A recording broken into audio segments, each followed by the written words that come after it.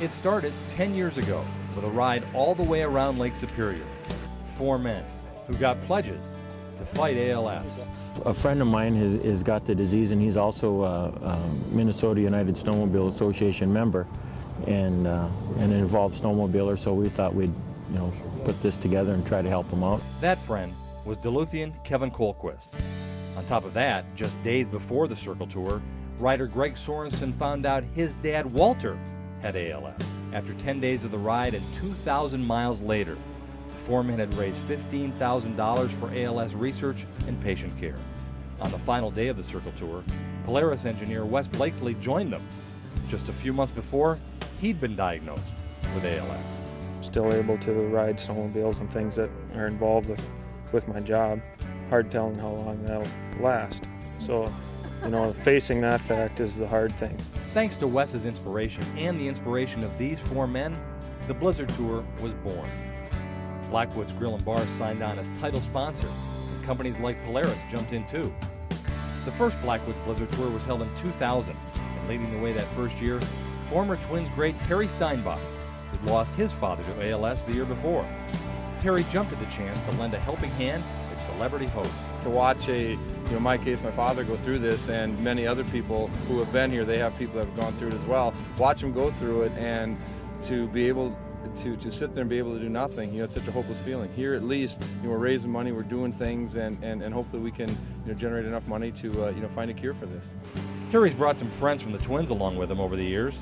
Of course, former Minnesota Twin Kent Herbeck has been along on the ride. You see everybody pulling up here. This is a fantastic deal. And Twins manager Ron Gardenhire and his wife Carol are now in their 6th year on the tour, and Gardy brings his coaches Rick Anderson and Joe Vavra too.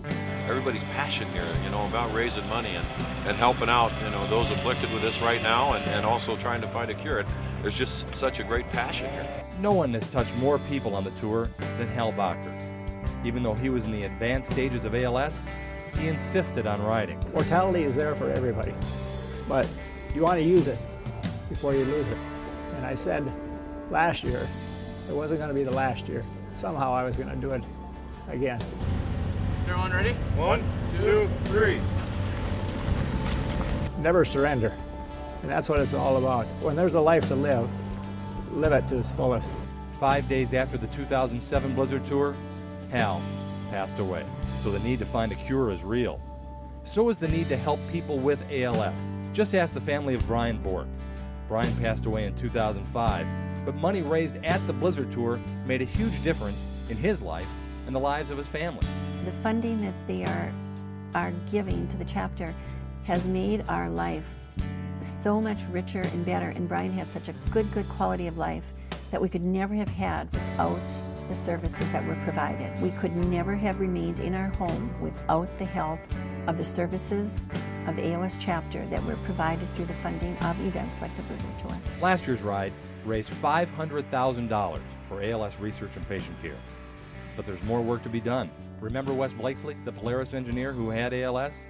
His motto was never surrender. Wes lost his battle, but the Blackwoods Blizzard Tour riders will never forget him.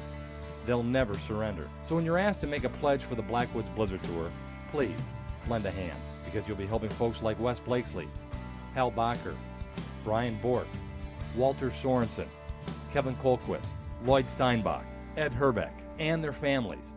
And you'll be helping all of us fight Lou Gehrig's disease.